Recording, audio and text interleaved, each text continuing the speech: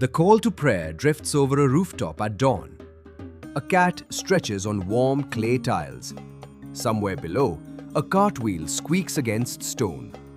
You are standing above Marrakech, and the city has not woken up yet.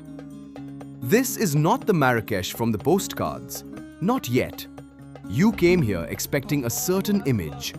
Pink walls glowing at sunset, snake charmers in a crowded square, endless lanterns and spice pyramids arranged like a photograph waiting to happen. And all of that exists. But it exists for you, the visitor, more than it exists for the city itself. Walk into the Medina before 8 in the morning and you will see the real rhythm first. Shopkeepers roll up metal shutters one by one. A baker slides flat loaves into a communal oven that has been used by the same neighborhood for generations.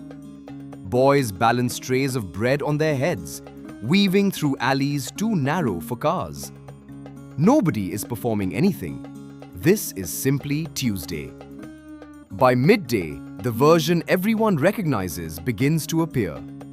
Jemaa el-Fnaa Square fills with juice stalls, henna artists, and musicians tuning drums for the evening. Tour groups arrive in waves, cameras ready, following guides who repeat the same 3 facts about the square's history. And those facts are true. Marrakech was founded in 1070 by the Almoravid dynasty, making it one of Morocco's 4 imperial cities. But a founding date on a plaque tells you nothing about how a place actually breathes. So where do you look instead? Turn away from the square and walk 15 minutes east. The noise fades. The alleys narrow further. You start passing doorways that lead to nothing you can see, just darkness and the sound of someone humming inside. This is a residential quarter, not a tourist route, and the difference is immediate. Children play football against a wall covered in decades of handprints and patched plaster. An elderly man sits outside his door each afternoon, not selling anything, simply watching the street, the way his father probably did. Here is the contrast almost nobody mentions before they arrive. The picture-perfect Riad you booked, with its plunge pool and carved cedar ceiling, sits inside a neighborhood where most families live in far simpler homes, often multiple generations under one roof. Water heated on demand rather than always running warm. Marrakech markets itself as timeless luxury wrapped in ancient walls. The reality, for the people who actually live inside those walls, is a working-class city adapting to tourism dollars while holding on to centuries-old patterns of family, faith, and trade. Both things are true at once. Neither cancels the other out. Does that make the beauty less real? Not at all. It makes it more specific. Consider the tanneries on the northern edge of the Medina. Photographs show them as a striking checkerboard of dye pits, ochre and crimson and blue. What the photographs rarely capture is the smell, sharp and animal, or the fact that leather has been processed here using the same lime and pigeon droppings method since the medieval period.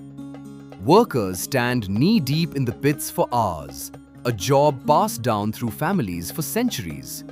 You are welcome to visit. Bring a sprig of mint to hold near your face, a trick every local tannery worker will offer you, usually before asking for a small tip in return. That is one honest travel tip. Here is a second. Avoid changing significant amounts of money at the airport kiosks, where rates run noticeably worse than banks in the city centre or ATMs connected to major networks. And a third, if a stranger in the Medina insists on guiding you somewhere, know that this is often a paid arrangement with a specific shop, not simple hospitality. It is not dangerous, it is just business, and understanding that changes how you navigate every conversation that follows. The Medina itself is a UNESCO World Heritage Site, its layout largely unchanged since the 12th century, a genuine maze of over 9,000 alleys where even residents occasionally lose their bearings. GPS struggles here. Walls block signals, streets curve without pattern, and shop names change more often than any map can track. Locals navigate by landmark and memory, not by street name. Getting lost is not a failure of planning, it is simply what the Medina does to everyone, including people who have lived here their whole lives.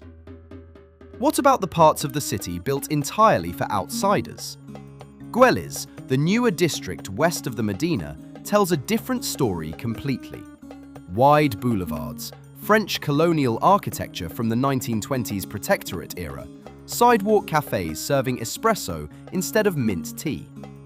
This is where many Marrakechis actually shop for daily groceries, where young professionals meet after work, where the city looks almost European if you squint. Few visitors venture here because it does not match the fantasy they came for.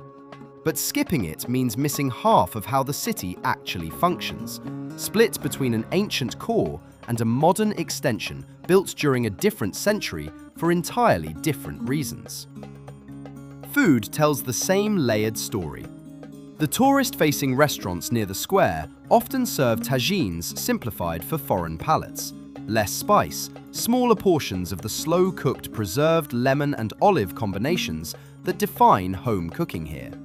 Ask a local where their mother eats, and you will likely end up somewhere without an English menu, without a view, without an Instagram-ready interior. The food will be better, it almost always is. There is a version of Marrakech that exists specifically for people passing through. Rooftop bars with sunset views, camel rides arranged for exactly 45 minutes. Souvenir shops selling lamps made in workshops that see more tourists than customers who actually use them at home. None of this is fake, exactly. It simply exists in a separate lane, running parallel to the city that was here long before tour buses and will remain long after they stop coming. So how do you actually find the difference in the limited days you have? Walk without a fixed destination for at least one morning. Let yourself get lost in the smaller alleys instead of following a map toward the next landmark. Eat where the queue is entirely local. Visit a hammam, a public bathhouse, not the spa version built for hotel guests, but a neighborhood one, where the ritual of scrubbing and steam has remained essentially unchanged for centuries and costs a fraction of the tourist equivalent. Sit in a small square with no name you recognize and simply watch what an ordinary afternoon looks like here. None of this requires abandoning the postcard entirely. The pink walls really do glow at sunset. The square really does come alive with music as the light fades, and it is worth experiencing at least once. But that image was always just the surface, the part built to be photographed.